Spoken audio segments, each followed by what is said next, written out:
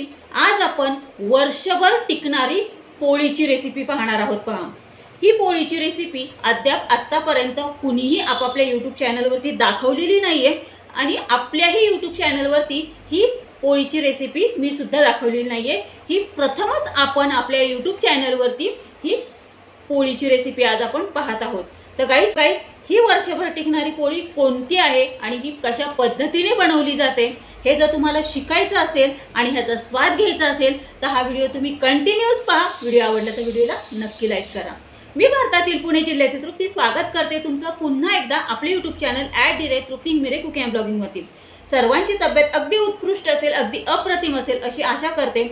आज आहे 7 मे 2024 आणि आज ज्यांचा वाढदिवस आहे त्यांना wish you many many happy returns of the day. त्यांच्या सर्व मनोकामना पूर्ण ही स्वामीचरणी प्रार्थना करून आजच्या या नवीन कुकिंग व्हिडिओला सुरुवात करते। वाईटी फॅमिली, आज आपण जी पोळीची रेसिपी पाहणार आहोत ही पोळी तुम्ही चपाती सोबत सुद्धा खाऊ शकता, तसेच मुलांना डब्यामध्ये सुद्धा देऊ शकता आणि एक सांगू का, सँडविच म्हणून सुद्धा ह्या पोळीचा उपयोग तुम्ही करू शकता। पहा, खूप उत्कृष्ट दर्जाची अशी ही चवीची आपण पोळी बनवणार आहोत। आता हिचं नाव काय आहे हे तुम्हाला मी व्हिडिओच्या शेवटी सांगणार आहे। तर चला मग अधिक वेळ न दवडता आपण आपल्या डायरेक्टली किचन मध्ये जाऊयात आणि पाहूयात कोणती अशी ही पोळी आहे की ती वर्षभर टिकते। चला लेट्स गो। पहा, इथे तोतापुरी 4 कैऱ्या स्वच्छ धुवून पुसून घेतलेल्या आहेत। तोतापुरी कैरीऐवजी कोणतीही दुसरी कैरी तुम्ही ह्या रेसिपीसाठी यूज करू शकता। ही कैरी स्टीम बॉईल आपल्याला करून घ्यायची आहे। अशा पद्धतीने हे पाणी मी उकळण्यासाठी गॅसवरती ठेवलं होतं। पाणी उकळलेलं आहे आणि या पाण्यावरती अशा पद्धतीने ही चाळणी ठेवलेली आहे कैरीची। आता ह्याच्यावरती झाकण ठेवायचं आणि या कैरींना छान अशी 15 ते 20 मिनिटं स्टीम बॉईल होऊन द्यायचं आहे। एक टिप ह्याच्यामध्ये लक्षात ठेवा, पाण्यामध्ये ही कैरी बॉईल न करता अशा पद्धतीने ही स्टीम बॉईल करून घ्यायची आहे। पहा, ही कैरी आता ही कैरी आपली 15 मिनिटानंतर स्टीम बॉईल झालेली आहे। थोडीशी थंड होऊन द्यायची आहे। तुम्ही आपल्या चॅनलवरती नवीन असाल आणि तुम्हाला असेच नवनवीन रेसिपीज शिकायचे असतील आणि ह्याचा स्वाद घ्यायचा असेल तर अशाच नवनवीन रेसिपींच्या अपडेटसाठी आपले YouTube चॅनल @तृप्ती मिरे कुकिंग अँड ब्लॉगिंगला लाईक, शेअर आणि सबस्क्राईब करा। पहा, आपल्या ह्या स्टीम बॉईल झालेल्या कैऱ्या छान अशा थंड झालेल्या आहेत। आता आपल्याला काय करायचं आहे, ह्या कैऱ्यांची ना गर काढून घ्यायचं आहे। कैऱ्यांचा गर काढून घेतल्याच्या नंतर हे कैरींची जे साल आहेत ना हे आपल्याला फेकून नाही द्यायचे बरं का। ह्या कैरीच्या सालापासून एक सुंदर उत्कृष्ट अशी ही रॉ मँगो पील पोळी तयार होते आणि ह्याची रेसिपी मी आधीच आपल्या YouTube चॅनलवरती पोस्ट केलेली आहे। जर तुम्ही ती रेसिपी पाहिली नसेल आणि ती रेसिपी तुम्हाला पाहायची असेल तर या व्हिडिओच्या खाली डिस्क्रिप्शन बॉक्समध्ये ही रॉ मँगो पील पोळीची लिंक मी देते।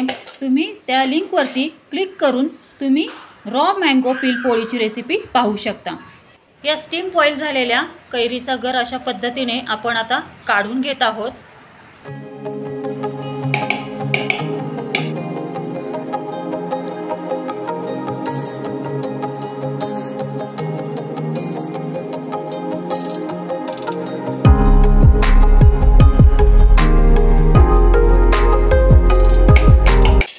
चार कैऱ्यांचा गर एवढा निघालेला आहे। पहा, आता ह्या कैऱ्यांचा गर छान असा मिक्सरला ब्लेंड करून घ्यायचा आहे। मिक्सरचं भांडं घ्यायचं, त्यामध्ये हा कैऱ्यांचा गर ॲड करायचा आहे। कैऱ्यांचा गर मिक्सरमध्ये घातल्याच्या नंतर यामध्ये वेलची पूड ॲड करायची, केसरच्या कांड्या ह्याच्यामध्ये ॲड करायच्या, तसेच निंबू फूल असतं ते सुद्धा ह्याच्यामध्ये चिमूटभर ॲड करायचं आहे आणि छान असं मिक्सरला ब्लेंड करून घ्यायचं आहे। मिक्सरला ब्लेंड करून घेतल्याच्या नंतर अशा पद्धतीने ही आपली कैरीची प्युरी तयार होते। पहा, आता अगदी स्मूथ टेक्स्चरमध्ये ही कैरीची प्युरी तयार होते। ही आता आपण एका भांड्यात काढायची आहे। पहा, अशा पद्धतीने ही तयार झालेली आहे। दालचिनीचा अर्धा तुकडा, 2 मिरी, 2 लवंग, 1 स्टार फूल, 3 हिरव्या वेलची आणि 1 काळी वेलची। आता ही आपल्याला मिक्सरला छान अशी फिरवून घ्यायची आहे। छान अशी बारीक पावडर करून घेते मी ह्याची आता। तर ह्याची छान पावडर झाल्याच्या नंतर आता काय करायचं आहे, साखरेचा पाक तयार करायचा आहे। साखरेचा पाक हा आपल्याला 1 तारी किंवा 2 तारी वगैरे असं करायचा नाही आहे. हा मधासारखा साखरेचा पाक आपल्याला करायचा आहे. आता गॅस सुरू करून सूप पॅन ठेवलेला आहे. सूप पॅन थोडंसं गरम झालं, त्यामध्ये 1 ग्लास साखर ॲड करून साखर बुडेल इतपत ह्याच्यामध्ये पाणी घालायचं आहे. यानंतर आपल्याला ह्याच्यामध्ये घालायचे ते म्हणजे केसरच्या कांड्या घालायच्या आहेत. केसरच्या कांड्या तुमच्या आवडीनुसार तुम्ही घालू शकता. इथे माझ्याकडे जेवढ्या होत्या तेवढ्या मी या केसर कांड्या ह्याच्यामध्ये घालत आहे. आता आपण जो मिक्सरला बारीक केलेला खडा मसाला होता ना, हा खडा मसाला ह्याच्यामध्ये घालायचा आहे. आता छान असा एकजीव करून घ्यायचा आहे आणि मधासारखा आपल्याला हा साखरेचा पाक करायचा आहे. ह्याच्यामध्ये थोडीशी सुंठसुद्धा घातलेली आहे.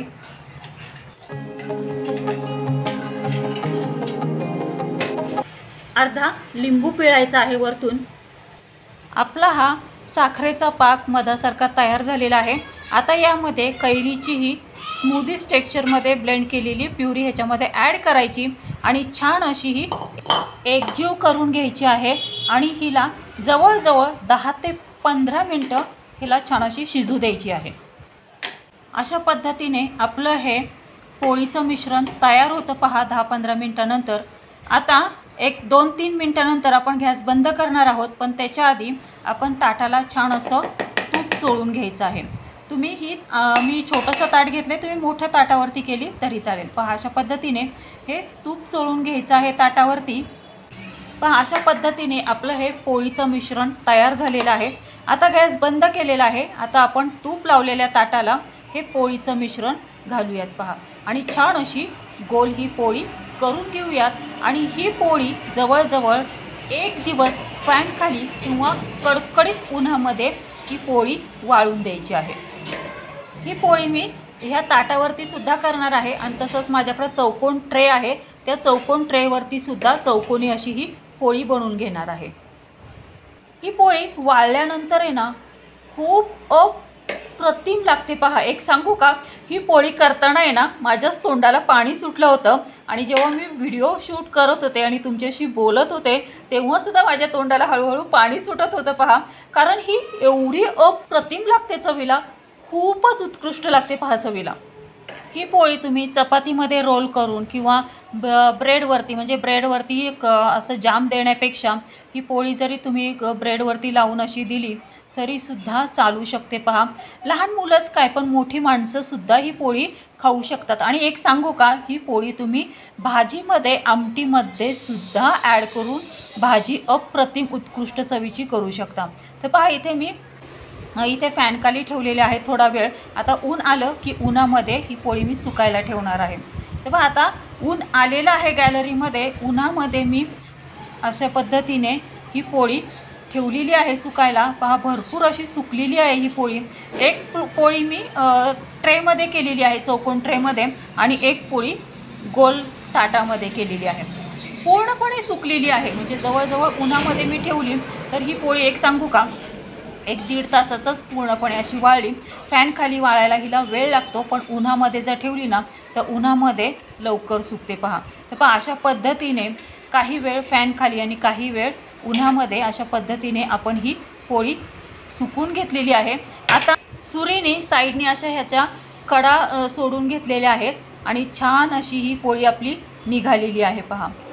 खूप छान अप्रतिम अशी ही आपली पोळी तयार झालेली आहे. पहा किती सुंदर झालेली आहे. झटपट सुकते, 1 दिवसात सुकते. जर तुम्ही उन्हामध्ये सुकवली ना तर 2-2.5 तासात ही पोळी सुकून निघेल. आणि फॅन खाली काही वेळ आणि उन्हामध्ये काही वेळ असं जर सुकवली तर 1 दिवस लागतो पूर्णपणे ह्या पोळीला सुकायला. पण आता हिला आपण कट करून घेणार आहोत. ही पोळी ज्या पद्धतीने मी ताटामधून काढली अशाच पद्धतीने ट्रेमधली सुद्धा पोळी आता मी काढून घेणार आहे.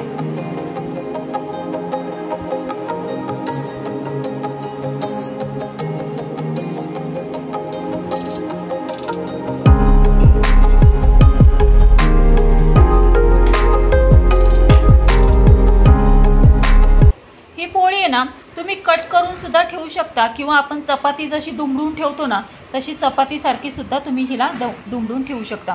पण मी हिचे आहेत ना छोटे छोटे असे गोल काप करून चौकोन असे हे करून किंवा रोल करून अशा पद्धतीने ह्या पोळीला मी ठेवणार आहे। पहा अशा पद्धतीने आपली पोळी तयार होते। आता ट्रेमधली पोळी काढत आहे। हा हा हा क्या बात है, पहा अजिबात न तुटता ही पोळी निघालेली आहे, अगदी व्यवस्थित अशी। ताटातली सुद्धा पोळी तुम्ही पाहिली असेल, खूप सुंदर अशी ही अजिबात न तुटता ती ताटातली सुद्धा पोळी निघालेली आहे। माझ्या तोंडाला आत्ताच पाणी सुटलेलं आहे, खूप सुंदर झालेली आहे ही पोळी। रंग पण पहा ना, किती सुंदर असा हा केशरी रंग आलेला आहे नॅचरल। आपण जे केशर ह्याच्यामध्ये ॲड केलेलं आहे, ह्या केशरमुळे ह्याला असा नॅचरल कलर आलेला आहे पहा केशरी। आणि ह्या केशरमुळे ह्या केशरचा जो सुगंध आहे ना, तो सुद्धा ह्या पोळीमध्ये उतरलेला आहे, त्यामुळे ही पोळी चवीला अगदी उत्कृष्ट होतील पहा।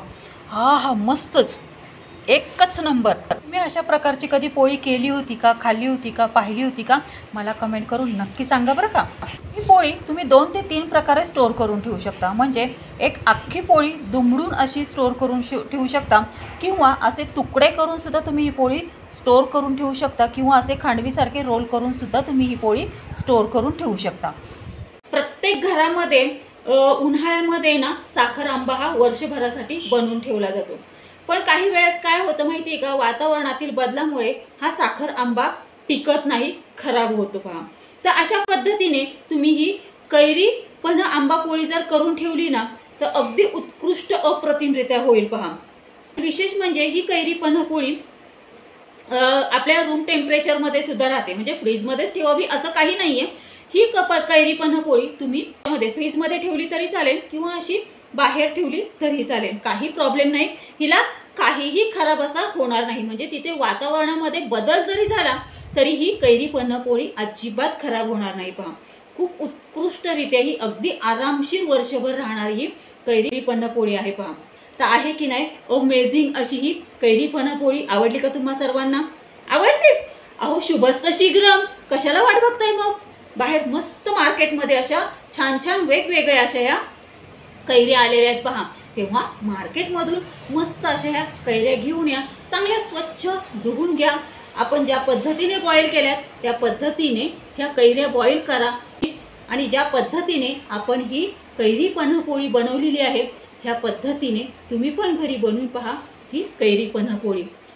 तुम्ही याचा स्वाद घ्या आणि घरातल्यांनाही याचा स्वाद घ्यायला द्या, आणि मग मला कमेंटमध्ये कळवा की आज आपण त्याही चॅनलवरती आत्तापर्यंत झाली नसेल अशा पद्धतीची आपण आपल्या यूट्यूब चॅनलवरती प्रथमच बनवलेली ही कैरी पण पोळी तुम्हाला कशी वाटली ते।